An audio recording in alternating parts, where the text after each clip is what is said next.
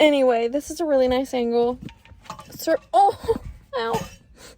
I'm all over the place. Let's get right into the video. Hi, my name is Maddie, and in this video, I'm going to be reading books from my bookshelf. Now, you may be thinking, well, duh, don't we all read books from our bookshelf? And you're right, we should. But I know I am not the only person who buys books, puts it on a shelf, and then doesn't read it for months and months, okay? I know I'm not the only person, whether you just like buying books, whether you love reading books, if you're a booktuber or a bookworm or a nerd, doesn't matter. I know that when we buy books, they sit on a shelf for a little bit unless it's like one that you're dying to read. To go through my bookshelf really quick, all of the vertical books that I have read. There are some downstairs that aren't even on the shelf. The horizontal books are books that I have not read yet. Today, I'm gonna be closing my eyes and randomly choosing 3 books to read for this video. It's gonna be kind of a vlog. I'll do an intro to the book and an end to the book. So it'll just be a quick little summary review. Maybe I'll do some in-between stuff too, like a 50% update, but it's gonna be a pretty quick vlog. Just gonna try and get a review for 3 books out there. Now, some of these aren't new books. None of these really are new books. They either were popular or they are popular, but a lot of people have probably already read these books, so I'm sorry, like most of these people have probably already read. I know for a fact I want to read one of these books, so I'm just gonna pick it off. I really want to read Serpent and Dove by Shelby Mahurin, so I am going to put this in this video. Again, if you've already read this book, I'm sorry that you're getting a repeat review, but continue watching because now I'm gonna randomly pick from this lower shelf. I've just really been wanting to read this one from this lower shelf, okay? So I kind of want to go in this pile because I have an idea of a book that I want to read. Let's see. I kind of can feel and kind of know what they are, but I'm gonna choose between these. I'm not gonna look. I think I want to read this one, but I don't remember what this book is. All right, I'm gonna go with this one. Vicious by V.E. Schwab. I knew that what this one was. I wanted to read The Raven Boys, but maybe I'll pick that one a different day. Vicious by V.E. Schwab it is. I have been wanting to read this. I wouldn't choose it for this video, but I mean, I'm kind of just doing a random pick, so whatever. I'll read this one. Okay, so I have 2 books. I'm gonna pick one more. I'm gonna just randomly choose it. This pile I know are books that I don't really want to read. Dobie, you're just in my shot today. I'm gonna do this one, the middle. Just the middle one, okay? Neverwhere by Gaiman. I have been wanting to read this, and I've heard really good things, but I don't really know what it's about. Oh, no, I do know what it's about. I know what it's about. Okay, cool. That was interesting. That was kind of fun. These are my 3 books for this video. I know that was kind of just like random. I would say that's a pretty good selection, kind of random. But if you want any reviews on this, I will put the timestamps for the certain book that I'm reading, and you can skip to it, listen to the review that I have, and I hope you enjoy the video. It's a few days later. I'm sitting outside of my internship right now, about to go in like 20 minutes. I got here way too early, but I completely forgot to do an intro to Neverwhere by Gaiman. I just picked this one first because I've been wanting to read it for a while, and I'm already 60% of the way through the book. So this isn't really an intro, I'm just gonna do like a little update, I guess. My first impressions of this book, I knew I was gonna like it, and I'm loving it so far. So let me do a quick summary so far. I won't give any spoilers. If you wanna read this book, I would definitely recommend it so far, at least. Like, I don't know how it ends, but as of right now, I would recommend anyone to read it. But it is about this ordinary man named Richard Mayhew who stumbles into a girl, and her name is Dor, like D-O-O-R, not like Doreen or anything like that. It's just Dor. And Dor is very injured. Richard ends up helping her, and basically she disappears, and he's like, well, she kind of ruined my life, because after they interact, he pretty much goes invisible to everyone in London. Like, no one can see him, no one knows who he is, even fiance didn't recognize him. So it was like, okay, well, he met this girl named Dor. She was kind of off, kind of weird, had weird vibes. And then the next day, no one recognized him. And from then, he's like, okay, well, now I need to find this chick Dor so she can help me out. There's this place called London Below. London Below represents the people who have fallen through the cracks of the world. That's what they've said like 4 or 5 times, and I think that's a good representation because it's all of these weird, different personalities, but very similar in the same way, and London Below are very unique, and you can tell when someone is from London Below or London Above. That's what they call it. So I don't know, it's very unique, but Richard does not fit in. The main character does not fit into London Below at all. He's like an ordinary dude with a desk job, and he wants to get back to that life, but ends up going on this journey with Dor and her companions. My favorite part of the whole book so far is the witty, dry, sarcastic humor thrown in. I've loved some of the terminology used too, because I'm not from London, I'm from Virginia, so there's some terminology in here that I don't quite understand, but I end up looking it up and figure out what it means anyway. But I think it's really neat to read something like that where you don't quite understand what's going on. I'm almost done. I'll probably finish today.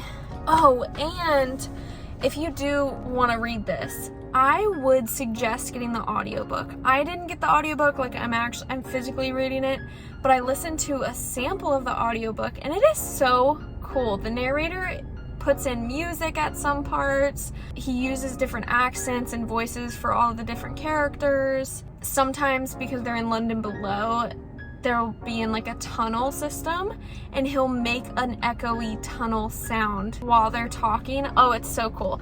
I wish I got the audiobook honestly for this, but this book was $3, so why not? Okay, that's it for now. I will come back probably with just a little final snippet with my final rating, and then we can get to the next book. Okay, I just finished Neverwhere by Neil Gaiman, and I thoroughly enjoyed it. I gave it 4 out of 5 stars. I thought that the whimsical world of London Below was so fun and incredible, like kind of scary and deep, dark, and mysterious, but also the people there weren't scared to risk their lives, have a little adventure, have a little fun. That was quite the opposite of Richard Mayhew, the main character. He was very used to his safe, comfortable lifestyle in London Above, and then gets thrown into London Below. I thought it was a good adventure. You definitely expect the ending, so the ending's a little predictable, but I loved it. It ended perfectly.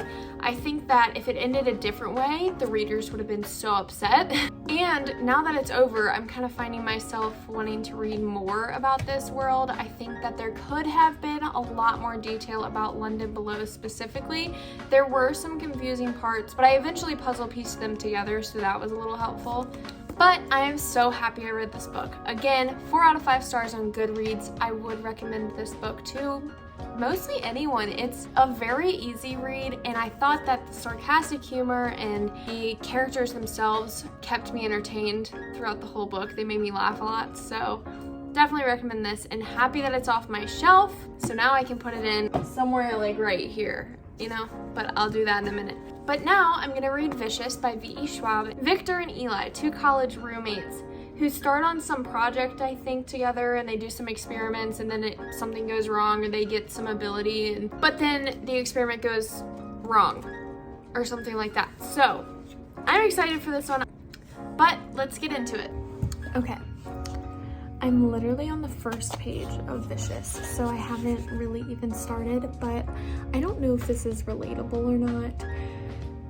When I start a new book, I've been on the first page for probably 2 minutes, which is a lot longer than I usually read a book, read a page. But I feel like because you switch authors, so I read a new book every 3 days. I don't like reading 2 books at once. That's kind of confusing to me. I switch up a lot of things. I like reading 1 book at once, so I read a book every 2 to 4 days, okay? But because of that, I'm constantly having to readjust the way I read.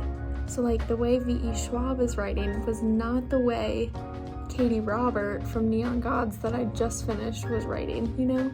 Does that make sense?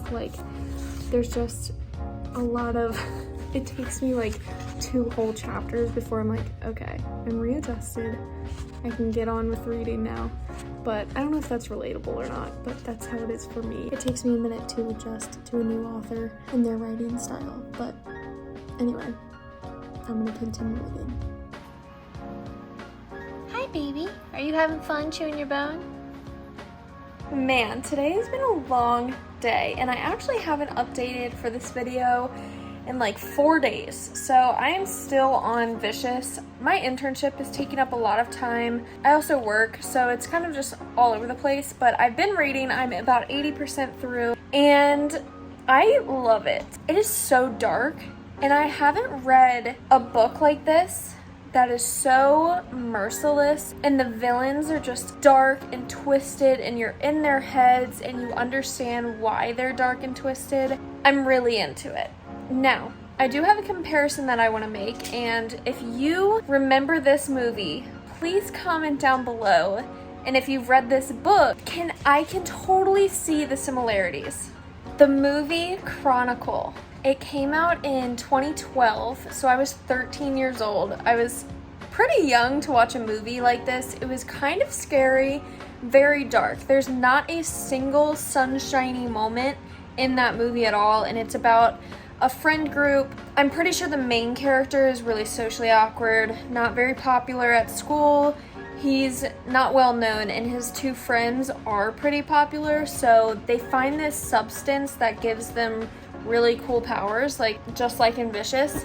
They get these cool powers, and I'm pretty sure the main character, the socially awkward one, makes a big mistake. Like something happens that's like everyone's freaking out, like why did you do that? What just happened? I can't remember what that scenario was, but that kid goes kind of crazy. He goes a little nuts, and the movie ends badly. I'm pretty sure. I can't remember, but I just remember feeling very dark when I watched it. That is the same feeling I get when I read this book, and I think V.E. Schwab, it's beautiful. It's a beautiful, dark book. But I'm gonna finish it today, so I'm gonna get off the camera.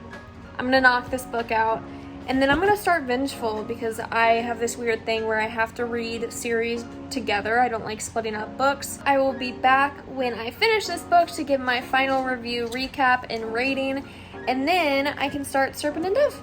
Okay, it's been a hot minute since I've done an update. Again, these kind of videos I kind of space out throughout like a month. So I actually finished Vicious about a week ago, and I've already read Vengeful. So let me just give a quick recap of Vicious. It is about two college roommates who end up finding a way to get extraordinary powers, and they do. They both find out how to do it. They both get these powers. Instead of turning into superheroes, they're kind of super villains per se. And they end up becoming enemies for multiple reasons. I'm not going to get into it, but I do want to just say I gave this book 4 out of 5 stars. And just while I'm here, I might as well mention for Vengeful, the second book, I gave 3.5 out of 5 stars. It wasn't as good because there were so many new perspectives and so many new point of views that I was kind of missing out on the two main characters from this book that I didn't get in the second book. But anyway, getting back to the first, it is so dramatic, in which I loved. I genuinely loved how dramatic the two characters were. In my opinion, Eli is the super villain, and Victor was the super villain who had good intentions. You find out more in the second book that Eli, his background was very, very religious, and he was in foster care for a really long time. So he grew up in a very religious household, so his views on his own powers were twisted. He was like, my powers are pure, my powers are holy, I am better than everyone else, but I'm good, like my powers are good. He had the ability to heal himself, so like he literally could be torn apart and he would heal himself as long as his body parts were there. Like he really could never die. Whereas Victor, his power was to give and receive pain. He could turn up someone's pain dial and make just like a tiny cut hurt 10 times more. That was his ability. And obviously Eli, being the healer, kind of demonized Victor and demonized all extraordinary people. If there was anyone else with extraordinary powers, Eli was like, we need to, you know, get rid of them because they're not as good as me. I know what to use my power for good. These people aren't so good. And Victor obviously was like, dude, they're just people. Eli was a little bit more likable because he had a charming smile, he had a charming personality. Victor was very dark, deep, mysterious, doesn't really like other people, very introverted. but he had better intentions. So the whole book is basically Victor trying to stop Eli and Eli trying to find Victor. It's just this complicated back and forth. The last thing I'll say about this book, and my favorite part about this book, is the time difference. So constantly V.E. Schwab is sending you back 10 years in time to when Eli and Victor were roommates, and then flashing forward 10 years later to where Victor just escaped prison and now he's trying to find Eli for revenge. I loved the time jumps so much. It kept you so into it the whole time. You were jumping back and forth. The chapters were only like 2 to 5 pages long, so you were constantly like back and forth. Very, very entertaining and very interesting. The concept of this book was super cool. The second book, again, I rated it a little bit lower, but that's just my preference. I wanted more Victor and Eli, and in the second book you get other extraordinary people involved, and I didn't really want that. But still, overall, great books. I totally recommend this for anyone looking for a dark, very dark book. Look, it fits so good, okay? All right, now for the final book of this video, a random book that I chose at the beginning and the intro, Serpent and Dove. I did take the cover off because hardbacks, I do not like hardbacks. I don't like the little paper that comes with it. I love paperbacks. This one was gifted to me by a friend, so she gave me the hardcover, but I'm already about 150 pages into Serpent and Dove. I started it yesterday. I was gonna film yesterday, but there were too many people at the house, and I like filming when no one is here because I get really, really anxious, but we won't talk about that. Let me just give a quick summary on what it is. I will not do any spoilers in this part of the video, but in a few clips from now I may say something or I may mention something, so just a heads up, there will be some spoilers of this book, I'm pretty sure, because it's gonna be hard to talk about this book without giving anything away. So to give a little background information on Serpent and Dove, so far it is set in a French setting, which is very interesting. There are lots of words. I took Spanish all throughout middle and high school, so I know no French. There's a lot of terms in here that I've had to look up because I don't know some of the French terminology. I like the cultural aspect that is thrown into this book so far.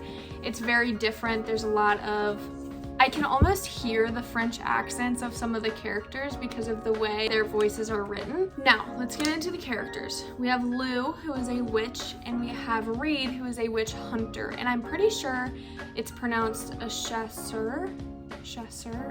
I think that's how it's pronounced. So a chasseur in this book is a witch hunter.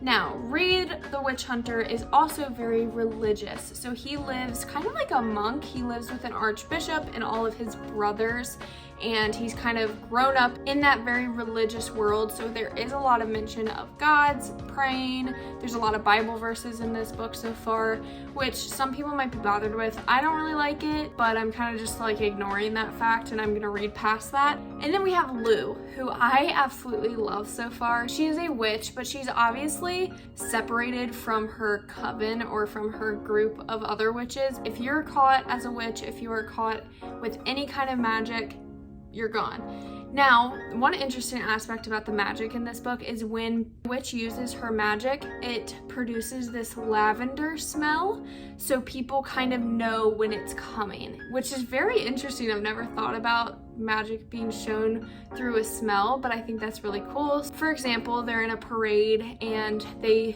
instantly smell this lavender scent, and all the chasseurs around the parade, like guarding everyone, run to the smell. So I thought that was really interesting and really a unique factor of the magic. Lou is separated from her coven, from her people. She's hiding in the city, trying to disguise herself as a man, as a prostitute, as a child. She's constantly changing costumes and kind of bouncing around, trying to stay hidden from the chasseurs. Warning, I said there weren't going to be many spoilers here, but there's a trickle spoil about to come, so just skip ahead if you want, okay? Lou and Reed eventually meet in an unfortunate circumstance, and in their situation, they are forced to marry, which is a little like, did they really have to marry to get past the situation? No. But it's an interesting aspect thrown into the book. Since there's a lot of religion focus in this book, marriage is kind of just like, you know, how you brush things under the rug. They have very, very different personalities, obviously. Lou is very vulgar and she's not afraid to speak her mind. She cusses a lot. She throws out a lot of sexual innuendos, and Reed is obviously a prude, innocent and pure and very religious. So they're complete opposites, but you can kind of see where it's going. It's definitely heading into that hate to love tropey relationship, and I definitely love it. The witty banter and the communication and the dialogue that's thrown into this book, wow, I absolutely love it. If it makes me laugh while reading, then I like it. And I think Lou, as her spunky, stubborn, sarcastic humor, makes me laugh, and I really, really enjoy it. And the final thing I'll say before I just continue on with the vlog, it is such an easy read. Like, such an easy read. I don't know if it's the font size or the language itself. Besides the trickle of French that's thrown in that I don't really understand, it's an incredibly easy read. But the AC is turning on, so I'm gonna peace out. I'm gonna read and I will update you guys probably at like the 80% mark. Oh my god, do you just hear that? It gets louder and louder. I'll update you guys soon. Okay, it is about 2 days later from my last update. I am about 90% of the way through Serpent and Dove. Okay, I really, really love it. I am still gonna do like a full review probably in the next clip, but I wanted to come on really quick. I just went to Barnes & Noble and I want to know if anyone can relate. So I was gifted the hard cover of Serpent and Dove, and although I love the book, I don't like hard covers. I think it's because it's due to, one, paperback is cheaper, so I like paperback better. Two, I think paperback is easier to read and flip each page. And three, all of my books are paperback, so I don't like having hard cover, you know, because they don't match. So I went to Barnes & Noble and I rebought Serpent and Dove and Blood and Honey in paperback, so I can donate this one because it's in perfect condition. I know Gods and Monsters, is that what it's called? Gods and Monsters, yeah, comes out in like 2 weeks from now. So I'm excited for that, but I have a feeling that Barnes & Noble won't carry the paperback for a while, because when new books come out, Barnes & Noble tends to just get the hardcover. So I'll probably buy the third book on Amazon when it does release. Just thought I would come in. Is anyone else that picky? Like, I bought a second copy of this book because I don't like the hardcover. I'm here sipping my greens. I also have a Bloom Nutrition discount code, so I'm gonna put that in the description below if you guys are interested in protein powder, collagen, or greens. I drink greens every morning. It helps me poop. Let's get into the outro of this video, which is a final recap of Serpent and Dove. Just want to say I love Serpent and Dove. I gave it 4.5 out of 5 stars. It would have gotten 5 stars, but there were a few things that I want to touch on that I really didn't like. Let's talk about the characters. Usually in a book, when there are 2 point of views, sometimes I don't think the authors do a good job of separating the voices.